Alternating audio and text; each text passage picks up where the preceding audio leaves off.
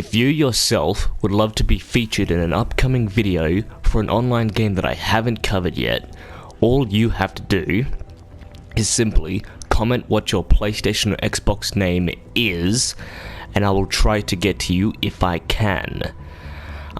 Just remember, keep in mind that it has to be for an online game I haven't covered yet, because I'm not going back to other games that I've already covered. So, without further delay, let's get on with the main game, okay? Let's go. See you there. G'day, Sergeants, and welcome to Suicide Squad Spec Ops. I don't really think I can explain just how amazing and fucking badass this game is. This game is legit the it game for me. I cherish this game with every single inch of my body. This game, to me, it's not a game. To me, this is art. To me, this is existence. It's a fucking phenomenal game, guys. Now, this game is basically a DC Comics related game. Now, I don't actually like comic books, I don't like comic movies, so I don't really like it in that regard, but other than that, this game is fucking awesome. Now, there's a ton of shit that I need to explain about this game. I'll go through each one as we go along. Now, I'm actually pre-recording this through a software called Audacity, and I'm actually, putting this audio file into the actual editing software itself. So this is all pre-recorded voices, this is post-Sergeant Gamer. Now, what do I need to explain? So first off, this game, if you played Black Ops 1 Kino der Toten, this is legit what it feels like to play. I cannot tell you how similar Kino der Toten and this game is. There's so much similarities. Now, where should I go first? So, at the end of certain rounds, because this game basically does rounds like in Call of Duty Zombies. So there's rounds, and basically after certain rounds there'll be a new location open. I think there's a total of, let's see, 1, 2, 3, 4, 5. I think there's 5 in total.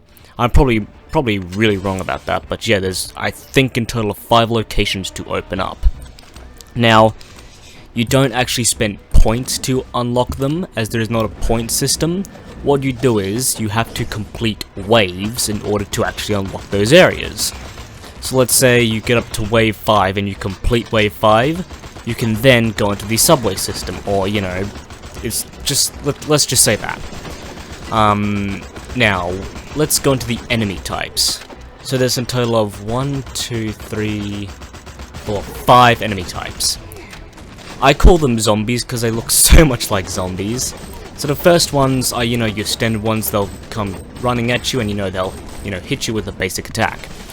The second one is where they have a, an assault rifle. These ones don't really make sense to me. It's like, why put them into, a survival game? The third one is basically a minigunner.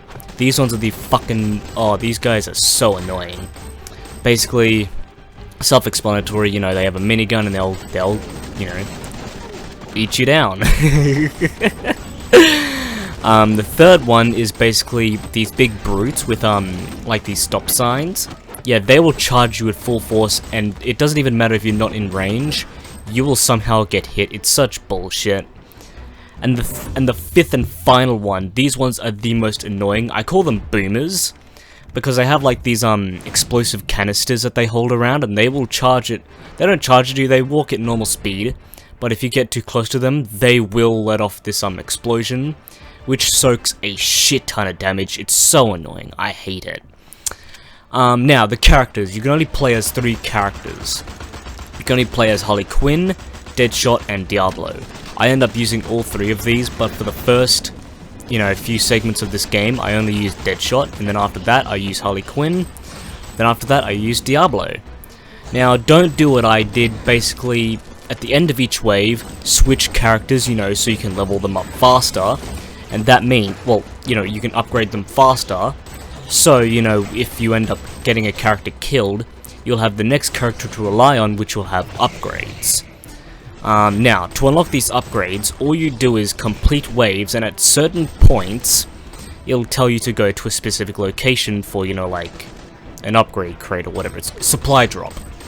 And basically, supply drops will offer certain things like, you know, extended ammo, quicker reload, you know, more health, more, you know, shield. It really depends on what it gives you to upgrade. There's only 2 upgrades you can purchase at a time, but you can only get each upgrade once. Okay, so you can only get them once, but they're in a variety of 3. Now, what else is there to explain? I'm trying to think. Oh, here's something. The direct hits, which is a headshot, this does double your damage, so trust me, you want to get as many direct hits as possible. Even on the bigger bosses, they seem to take more damage when you do the direct hits. Yeah, it's essential for you to do that. What else is there to explain? I'm trying to think. There isn't a sprint button, which is kind of bullshit.